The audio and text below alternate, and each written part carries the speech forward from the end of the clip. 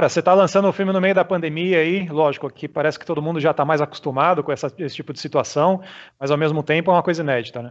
Totalmente inédita. A gente ia lançar o filme agora mesmo em junho, nos cinemas, com a Pandora, que é a nossa grande distribuidora.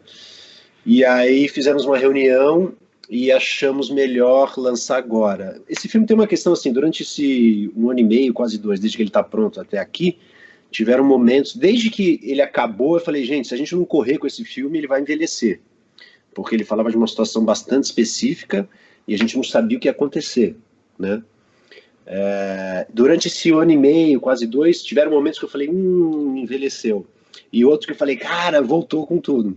E esse é o momento que a gente achou que era um momento super oportuno para lançar, né? Então, a gente, claro, ficou triste porque não ia lançar no cinema, tem toda uma magia do cinema, a experiência coletiva com esse filme é muito legal, mas ao mesmo tempo a gente não podia perder essa chance, porque ele ressignificou em muitos lugares, né? Até pela questão do É, isolamento, acho que, né, por ser uma viagem, uma trupe, um ônibus, acho que teve uma ressignificação que a gente jamais poderia imaginar. o Partida ele imagina uma situação ali que é um pouco documental, um pouco ficcional, que antecipa a eleição de 2018.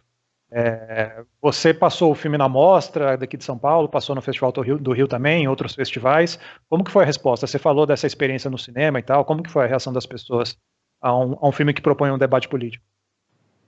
Cara, foi surpreendente. Eu nunca, durante a viagem, e durante a montagem, eu nunca soube se eu teria um filme ou não. Quer dizer, na montagem eu falei, tá, temos um filme. Mas eu não tinha essa certeza até começar a ver o material.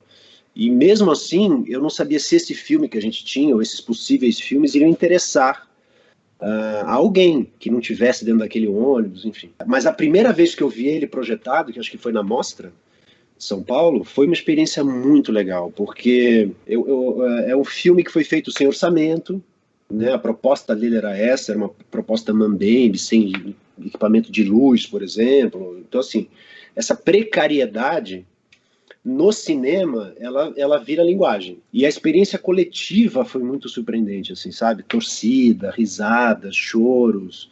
Então, quando eu vi o filme pela primeira vez na mostra com o público, foi uma. Nossa, não só temos um filme, como temos um filme que conversa com as pessoas, né? No caso do filme, o que tem aí de fiapo de trama e tal é uma questão que você tem uma personagem, a personagem da Georgette Fadel, que ela está pensando em concorrer à presidência e ela pega o ônibus com essa trupe aí e ela vai para o Uruguai que ela quer conhecer o Mujica.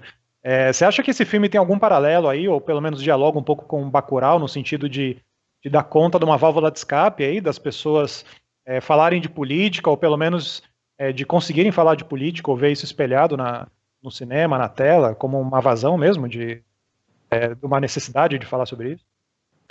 Olha, eu nunca pensei nisso, eu adoro Bacurau, mas nunca tinha pensado nessa comparação, mas acho que sim, acho que são todos obras que nasceram a partir de um incômodo, de uma necessidade de falar sobre o que estamos vivendo, sobre o que estávamos vivendo. E no nosso caso foi um pouco assim, essa decisão da Georgette de se candidatar, quando ela soltou isso numa roda e tal, isso já trazia uma mistura entre documentário e realidade, né? Porque ela soltou diante de um desespero, como eu falei, a gente estava prestes à eleição de 2018, o país dividido como a gente nunca viu, metade muito esperançosa, a outra metade absolutamente assustada. Então esse mote que a Georgette me entregou nasceu disso, né? E o filme nasceu, a gente tinha duas opções. Ou a gente assistia a esse desespero calados, né? E vamos ver o que vai acontecer, ou a gente fazia alguma coisa. E acho que o nosso impulso foi fazer alguma coisa. Então eu não sabia, não é à toa que o filme chama Partida, né? Também porque a gente só tinha um ponto de partida. A gente não sabia o que ia acontecer. Essa ideia do Mujica que eu dei para Georgette não era só encontrar o Mujica, era passar o Réveillon com o Mujica. E a gente não pode esquecer que o dia primeiro era o dia da posse do Bolsonaro, então tem toda uma simbologia assim de não estar aqui no dia primeiro e não só não estar aqui, estar nos braços de uma referência política afetiva que nos era mais significativa. Então, mas a gente não sabia o que ia acontecer. Se a gente ia encontrar, o que ia acontecer durante a viagem. Mas a minha vontade, sim, foi refletir aquele momento de alguma maneira. Foi criar um microcosmo Eu tenho absoluta consciência que não é o microcosmo brasileiro, a gente não tem representatividade, foi o microcosmo que foi possível reunir dentro daquele ônibus, é um microcosmo específico, mas eu acho que ele representa um microcosmo bastante significativo, assim, sabe? É interessante você falar sobre crise e sobre o filme que tem um ponto de partida, mas não tem um ponto de chegada, porque vocês acabam descobrindo o filme no caminho também. Eu acho que você descobre muita coisa sobre o país quando você está na estrada, né? Que todo mundo fala hoje em dia sobre, que nem você falou, os microcosmos, sobre as bolhas. Imagino que o filme tenha nascido não só, afinal de contas, da dinâmica de vocês, mas também de estar na rua e descobrir necessidades e descobrir as urgências das pessoas. Total, total. E a loucura é assim, no início a proposta éramos ir eu e Georgette só, né? Falei, Georgette, você vai dirigindo o carro e eu vou filmando, eu vou registrando a construção do pensamento político de uma artista que decide virar presidente. Eu achei essa ideia incrível, por que não? Mas aí começou, cara, a gente precisa de um cara para fazer som, senão não vai ter filme, precisamos de uma outra câmera, já não cabia num carro. Pô, já que vai ter dois carros, vamos ter outra câmera para fazer umas tomadas de fora, mas quem vai dirigir? Ivan, que é um amigo meu, se topa fazer o log, ele dirige topo. A outra câmera tinha a filha. Puta, eu só posso ir se for com a filha. Já dois carros já não dava que tinha bagagem, já são três. Então, assim, quando eu vi, eu tinha uma trupe. E aí a ideia do ônibus veio por isso. Então, a filme não era isso, não seria isso. Mas você tem toda a razão. A minha ideia era botar a Georgette na estrada. E quando eu me vi diante dessa trupe, tem até uma cena no filme que você viu que a gente chega no acampamento do Lula, que nem estava previsto, né? E eu falo, Georgette, acho melhor a gente não. Vamos voltar para o ônibus, tal. Porque eu falei, cara, vamos discutir política a partir das relações desse microcosmo, né? Voltar para a essência da política. Para que a política é necessária, né? Para organizar as relações humanas. O que é política, o que não é, né? Você conviver dentro de um ônibus 6 dias é política. Como é que a gente vai se organizar, né? Então, a ideia foi mais ou menos essa. Uhum. Você tinha o Uruguai meio como um lugar utópico, assim, nessa ficção que vocês conceberam? Olha, essa ideia do Mujica, essa maluquice de passar o Réveillon com o Mujica, eu tinha tido um ano antes. Tava com um casal de amigos, a gente não sabia onde ia passar o Réveillon, a gente não quer gastar muita grana, tal. Vamos pro Uruguai, é sempre um país legal para ir, que é perto, é barato, dá para ir de carro, tal. Tá, vamos pro Uruguai, vamos, mas e o Réveillon? O que nós vamos fazer no Réveillon? Ah, vamos ficar na praia. Aí não sei por que me veio essa maluquice do Mujica. Eu sempre tive um fascínio por essa lenda do Mujica, que morava numa fazenda, ninguém sabia direito onde era, e tinha um fusquinha, e ele plantava a própria comida, e ele recebia as pessoas que chegavam lá. Eu sempre fui fascinado por essa maluquice. Aí eu falei, pô, vamos lá tentar passar o Réveillon com o Mujica, cara. Diz que ele recebe as pessoas lá. E aí todo mundo me achou maluco, não vão tal. Aí quando a Georgette soltou essa coisa que queria se candidatar, aí fez sentido o Réveillon com o Mujica, por tudo isso que eu já te falei, né? Porque era o dia da posse do Bolsonaro, o Mujica é uma referência. E outra coisa, né? Que isso foi muito legal, tem até essa fala no filme, quando o Léo diz, eu topei por isso, né? Eu precisava de um objetivo comum também a esses dois opostos aparentemente irreconciliáveis, né? Qual seria um objetivo comum para uma comunista e para um liberal que teria votado no Bolsonaro, né? E o Mujica foi, cara, isso foi muito bonito, né? O Mujica carrega esse símbolo de honestidade, de coerência, né? Entre aquilo que ele prega e a vida que leva. Isso fascina todo mundo, fascinou os dois lados. Então ter um objetivo comum era muito importante.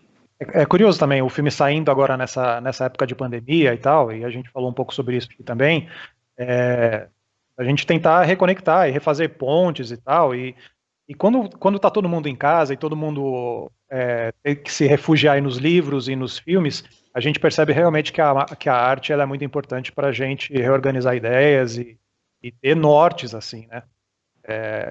Você acha que o filme ele pode... É lógico, ele ele está muito quente, né? Questões muito urgentes assim, mas você acha que ele pode, ele tem uma cauda longa aí, ele tem uma vida longa nessa questão aí, tipo, o que a gente vai fazer com nós mesmos, como que a gente vai reconectar politicamente as pessoas, engajar de novo as pessoas aí? Você acha que o filme ele entra nessa seara também? Olha, eu acho que sim. Você falou coisas bem importantes aí, né? Essa coisa estamos isolados, então a gente voltou para os livros, para os filmes e tal. Eu gosto sempre de dizer, e tomara que eu esteja certo, eu não acho que seja assim, agora que a gente não tem o que fazer, então a gente vai ler, a gente vai ver série, a gente vai... Eu acho que tem uma coisa mais profunda nisso, sabe? Porque senão a arte fica parecendo uma coisa assim que do entretenimento, que eu não tenho nada contra, mas assim, quando a gente não tem o que fazer, a gente consome arte. Eu acho que não, eu acho que as pessoas voltaram a entrar em contato com essa pandemia e com esse isolamento com questões mais subjetivas da sua existência, sabe? E isso provocou uma necessidade de se conectar com a arte, né? As pessoas ficaram mais humanas, no sentido de que elas deram uma parada nessa correria desenfreada, puderam pensar um pouco na sua finitude, se assustar com a sua finitude de novo. As incertezas começaram a aparecer de novo. E a arte a arte nasce aí, não tem arte na certeza, né? Se ter certeza não precisa de arte, você precisa de outra coisa. Então eu acho que o que nasceu, o que brotou foi uma necessidade de novo, que estava um pouco afastada das pessoas, de consumir arte, de entrar em contato com arte, né? De pensar, de se sensibilizar e tal. Nesse sentido, eu acho que o filme tem uma super vida, porque eu não acho que ele seja um filme que fale só sobre política.